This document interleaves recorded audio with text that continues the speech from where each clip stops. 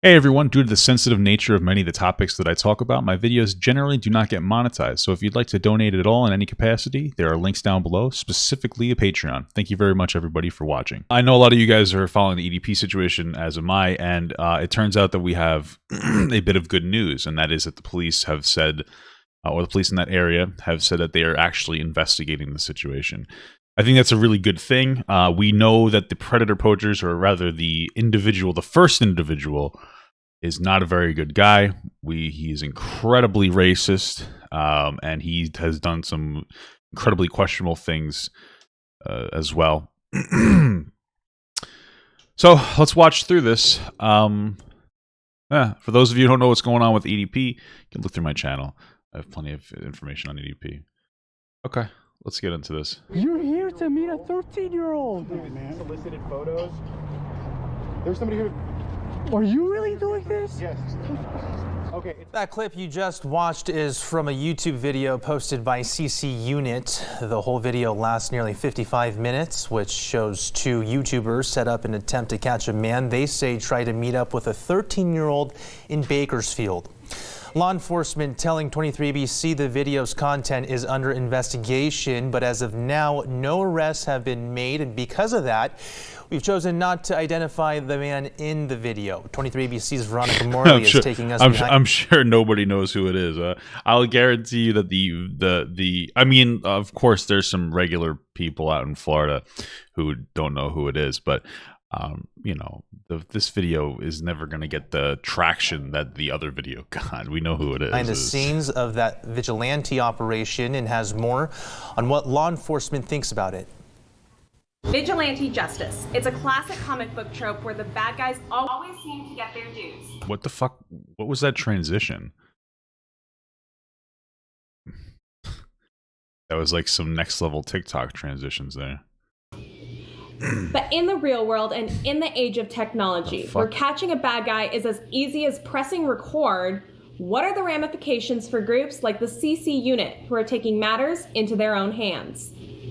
So when you say ramifications, are you saying what's the backlash for the group itself, or what's the backlash for the situation for what we would say is quote unquote vigilantes,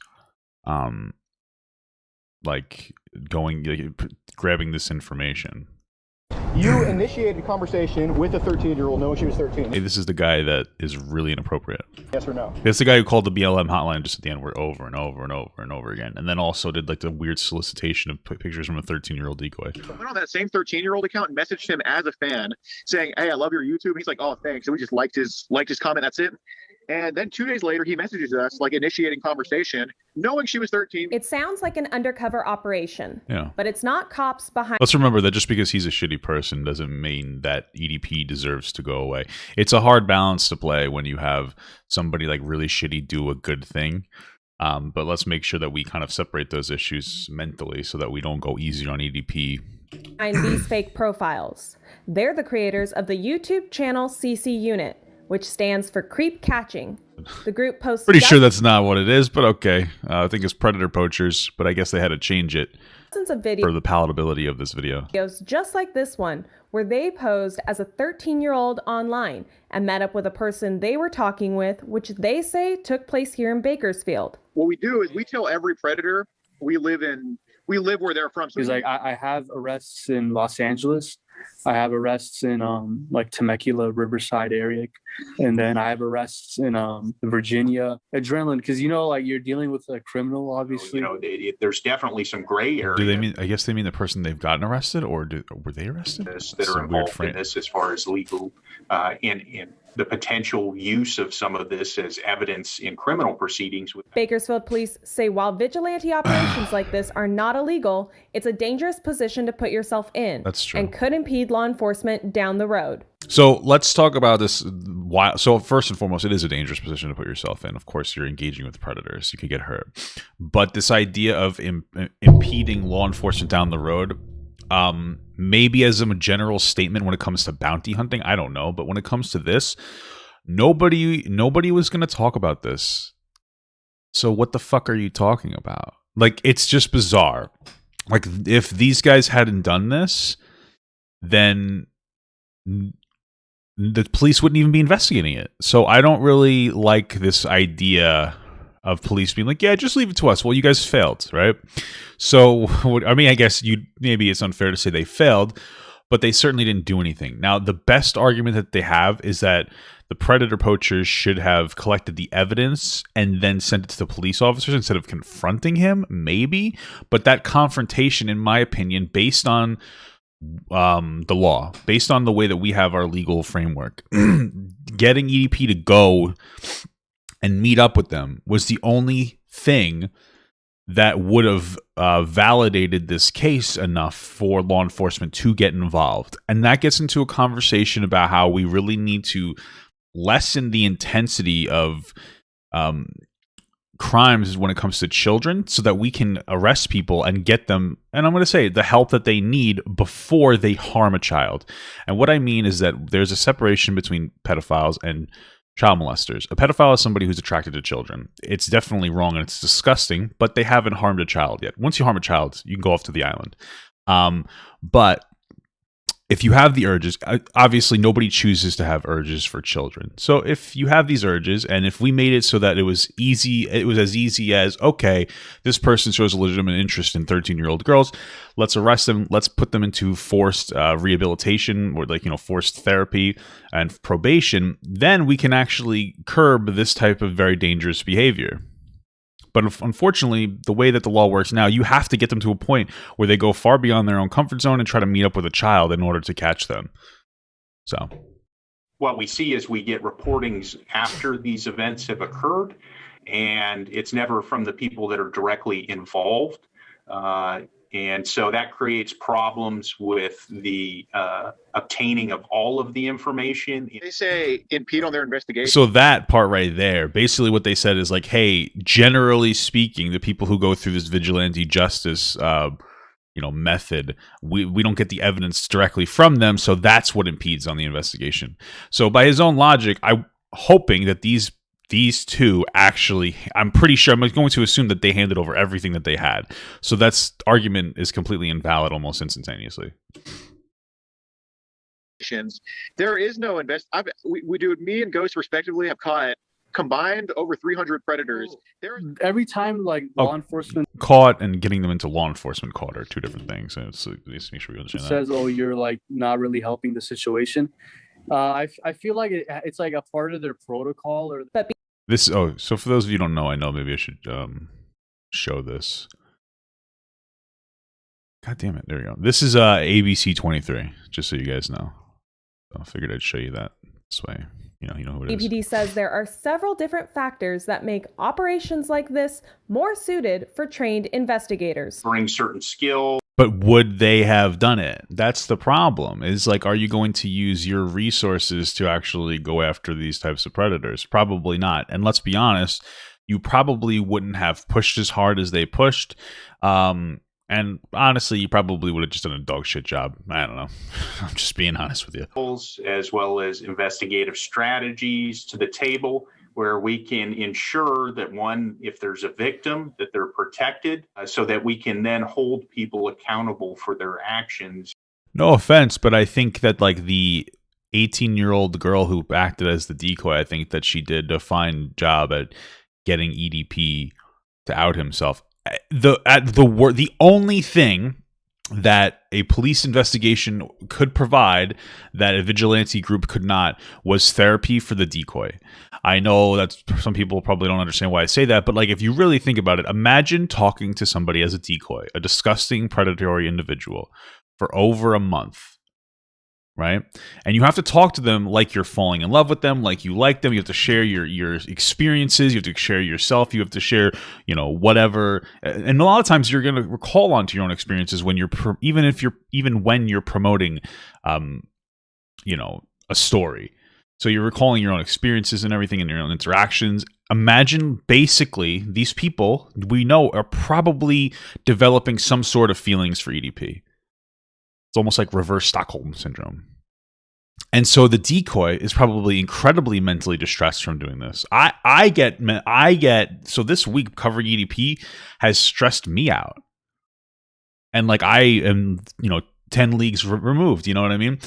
It's stressful to cover these types of situations. So I can't imagine how the decoy feels. So that's the only thing that I would say a police investigation can do, is actually provide mental health counseling to the decoys that need it really more than anybody else. In a court of law versus a court of public opinion, where I just hope that, you know, it's so funny that we're talking about court of law versus court of public opinion, but the reality is that in some instances, such as this situation, the court of public opinion is what matters. So there are times where, like, I wouldn't doubt that police would just stop giving a shit about EDP, but because there are millions of people who want to see justice served, all of a sudden you're seeing the police go, well, we kind of have to get involved because, 3 million people might rain hell down upon us if we don't actually do our jobs. People support what we do because in the end, we do this to prevent the action from happening. Veronica Morley, 23 ABC, connecting you.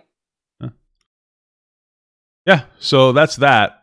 Now I have a lot of a problem here with Def Noodles, his interpretation and his display of the EDP thing. So I believe that clip you just watched is thousands of videos. He shows the same video. That clip you just watched. He shows the same video here. The thing, or he shows it with like a minute cut off. I'm not entirely sure what minute it is. It's a little suspicious. But anyway, what Def Noodle says is instant regret. EDP445 may not be charged for allegedly sending inappropriate messages to 13-year-old girl and attempting to meet her. Police say the actions of the YouTubers who filmed the video may impede potential investigations into EDP. Police add that they are reviewing the footage. I hate this framing, because this is a situation that's not drama. Def Noodles is somebody who talks about drama, and we're talking about a real issue. Now, I'm fine with him reporting on it or talking about it, but the way he's doing it is very clickbaity. And I think we've been constantly talking about why some people get punishment and some people don't. Like James Charles, I'm telling you, one of the reasons why James Charles hasn't faced the same punishment is because people are framing it like Def Noodles are framing it like YouTube drama. This is a clickbait bullshit. I don't like how dishonest this is, okay? The police are reviewing the footage. That should have been the first thing they reported, like, oh, EDP, the footage is being reviewed. And then afterwards, sure, you can add that for context. The problem is it's out of context. The police said that it may impede investigations due to the fact that generally not everybody collects all the information, or not everybody gives them all the information.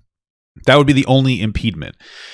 And the problem is, though, is we're left to wildly speculate. And that's what happens in this TikTok right here. This person picks up what Def Noodle says and then irresponsibly promotes a complete fabrication and speculation to everybody that he's talking to that has probably something like 250,000 views. So let's review what this says. According to Def Noodle, instant regret, EDP445 may not be charged for allegedly sending inappropriate messages to 13-year-old girl and attempting to meet her. Police say the actions of the YouTubers who filmed the video may impede potential investigation into EDP.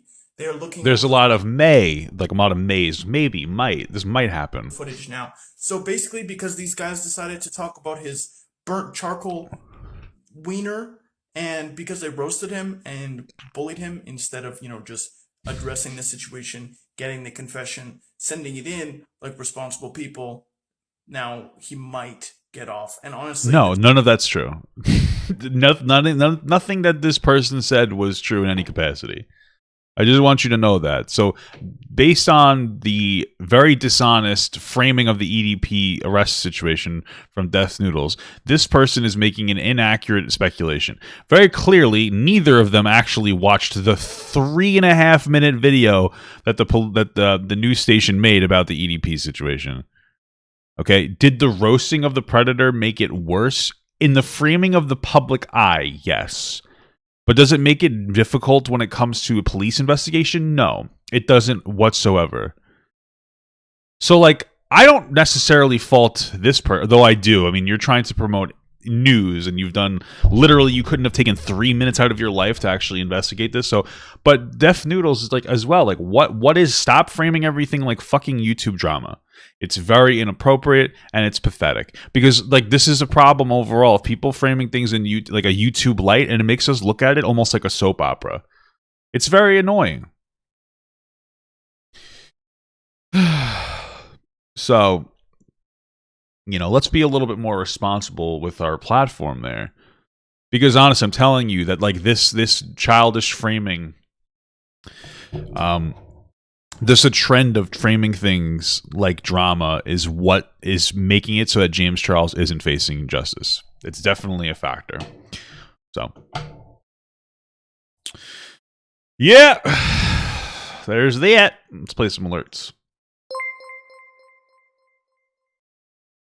Tipped $1. You raided my stream last night. First. Oh yeah, no problem, Massively man. Appreciate it. Yeah, no problem, my man. I appreciate the donation. I thank you for stopping by and dropping a follow. Thanks for the raid last night. Working hard to become affiliate starting out, and you massively helped. Yeah, no problem, my man. I'm sure my followers enjoyed this stream, so appreciate you stopping by for sure. I was in the middle of a thing. Sorry that I didn't respond immediately. Yeah, so laws don't apply when you insult somebody. That's basically what they're trying to say. It's just like, you know, when you watch it, you could tell that the police are really just like, oh, we don't like vigilante justice because we're jealous they do it better, right? It's kind of, I mean, it's not exactly what they're saying, but they're speaking in a very general sense. They're speaking in the general sense of just general vigilante justice, right? They're not speaking, they didn't speak specifically to this situation, right?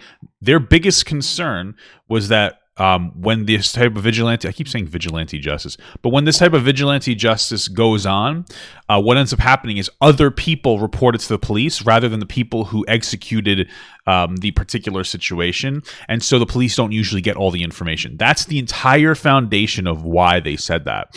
And then, but like presenting it like this of like, well, they said that it might not go through. Well, yeah, but you didn't look at why. Based on what happened in this situation, those people were completely complying with the cops. So all of the information is going to the police. So like, it's just a very dishonest framing. It's a very dishonest framing. I don't like it. I don't like the Def Noodles. Well, I don't like the police's framing either, but like at least they're speaking with authority rather than Def Noodles is just speaking. According oh yeah, we watched that. That's just speaking ignorantly. Hey everyone, if you liked that video, don't forget to like, comment, and subscribe. And don't forget to follow my Twitch, Instagram, Twitter, Discord, and TikTok. All links are in the description. Also, check out my Patreon if you'd like to support me even more than you already do. Thank you so much, everyone. I love you all.